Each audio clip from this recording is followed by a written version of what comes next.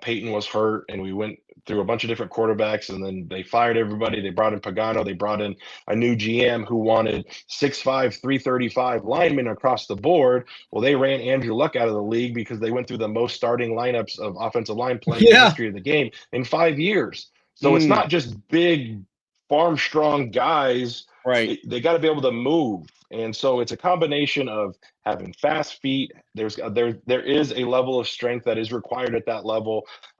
There's some coaches who prioritize arm length. Sometimes detrimental. You can find a guy that can tie a shoe standing up, but sometimes that's a hindrance. You can't play O-line. Like I've played with guys. I've had guys in the O-line room that would dominate in a world's strongest man competition, but could not move their feet to save their life. Can't move a buddy. Yeah.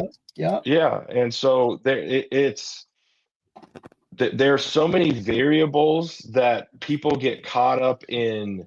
I've seen guys get drafted solely based on the school they went to. They're like, Right. oh, well, he played in the SEC, so I'm going to take him over this guy who played in the Big Ten or an ACC school, but that guy's got measurables or he's more athletic. I can see him. The college level, they take kids based off of recruiting rank versus a coach going, that's a kid I see that I trust my coaching ability, his intangibles, I'm going to make him a good player.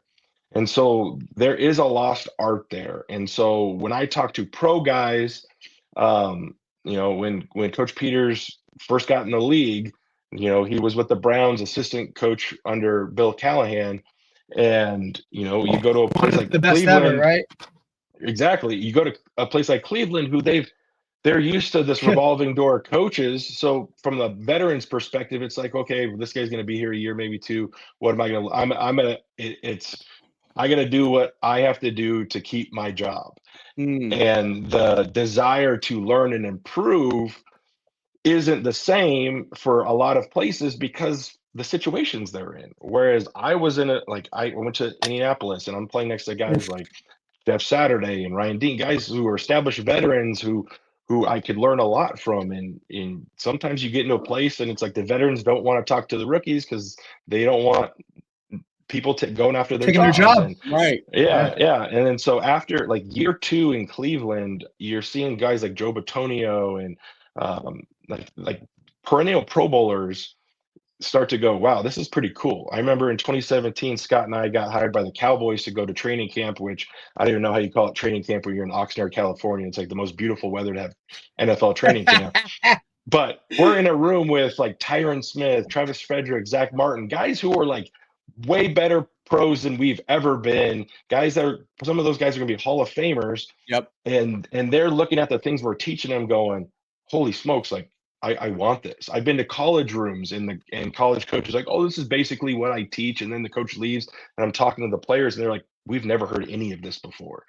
So it's cool. There's but such it's a disconnect. It's crazy. It's disappointing too, because you get these big time programs that are paying a lot of money for your coaching. And you think the higher up you go, the coaching is going to be better at every level, but it's not necessarily true. Some of the best technical coaches I've been around are at the high school level. Right. And it's a position group that doesn't get the credit it deserves, because you think about, the highest paid guy in your team is probably your quarterback, and he gets hurt.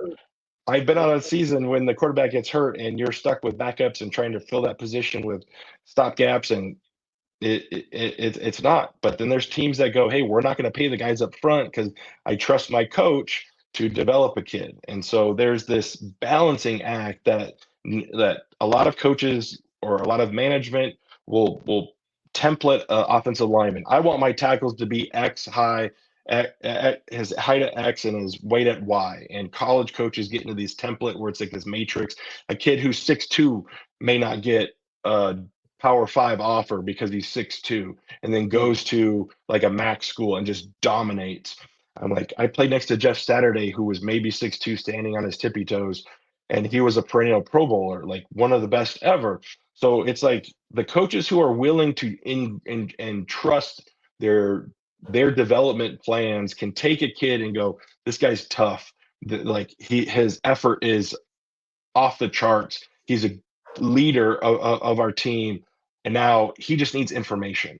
And so coaches get into these cycles where they sometimes get way too much focused on scheme and go, hey, here's a new play we can put in. And so practice time is taken up by, hey, here's a new play or a gadget, or we got to be ready for these 30 blitzes that we might only see 3 in the game. And we're not focusing our time on optimizing the player and giving him the tools to counter the in game planning stuff that takes place. It's like you're not going to get to halftime and go, hey, here, let's throw in this new play that we haven't worked all week. It's like, hey, who are you going against? What is he good at? How can he beat you? And go, okay, this is what I need to focus on so I can do my job as effectively and as optimally as possible week to week to week. It's a great point. What is it's interesting because that really kind of bolts into what I was thinking as far as like the development of the line really gets severely affected at the college level because of the transferring. And unless you get, like you said, know where you're going, and you happen to have a guy that stays too, right? It's not just having a great guy, but is also does he stay, right? Yeah. Um, and then they constantly have turnaround. I do think that the offensive line becomes a group, and I've seen it even back when I was playing. And I played linebacker in college, but I remember like one year you'd have a guy that was an offensive line, really was an offensive line guy, and then the next year you had a guy that they made do the offensive line. You know what I mean? And that probably happens a lot, I would guess, in college. And the other thing that I think probably happens in college, and I don't know if this happens in the NFL, but definitely in college, is that the guys are really like looking to jump to the next thing. So they're there, and if you haven't already have a good line, they may not be an expert themselves, but they're almost like managers of the offensive line. Like, don't screw them up. Don't, you know what I mean? And they don't develop from that standpoint, meaning like, hey, we have a group of guys that are really good. I know this guy's not going to screw it up. Like, so it's almost like a management level, like you're managing the crew and making sure versus trying to get them to the level they need to. And I think that has kind of trickled up to the NFL. You're starting to see this where guys who, physically look like they should be able to do it struggle doing it, and a lot of it's technique. Like the tackles are leaning all the time when they're trying to. I mean, Michael Parsons probably very difficult for them because he's so fast and he's short technically, so he's not a long defensive end who's matching them in height. He's a short guy who's coming underneath them and outrunning them, and so in some cases just flat out outrunning them to the spot. And then if they get you to over kick or come out too hard, then he just slides underneath you, right? And he sometimes not even touching them. That's the amazing thing. Like he's not like there's a lot of times like he's basically getting a hand on the offense. He's barely touching them and going by them. And I think that's the part it's so interesting. I think when you talk about the height aspect of it all, there has been such an emphasis on that. But like when you think about it, like if you look at basketball, if a guy's 7 feet tall, he probably doesn't move as well as the 6'6" guy in basketball, right? So it's not that they can't. There's exceptions like Wembanyama, right, who's 7'6" and somehow can move pretty well and all those kind of things.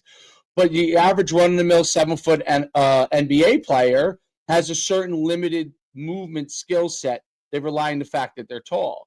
Well, if that's the philosophy as your NFL tackles, for example, then you have a situation where there's very few Wembanyama's out there, almost none, maybe one, and you would be better off with like instead of the equivalent would be okay, you'd be better off with the 6'9", 6'10" guy, which would be like the 6'3" guy, maybe 6'4" guy as an offensive lineman that could really move, that can move a lot better, could combat a running back style defensive end who's just really a freak athlete with freak speed, and that's the only way to combat him. And because of that, they're also going to be the thing that Micah Parsons I always think is really weak at is the run game. So when you run at him, he's going to have a problem.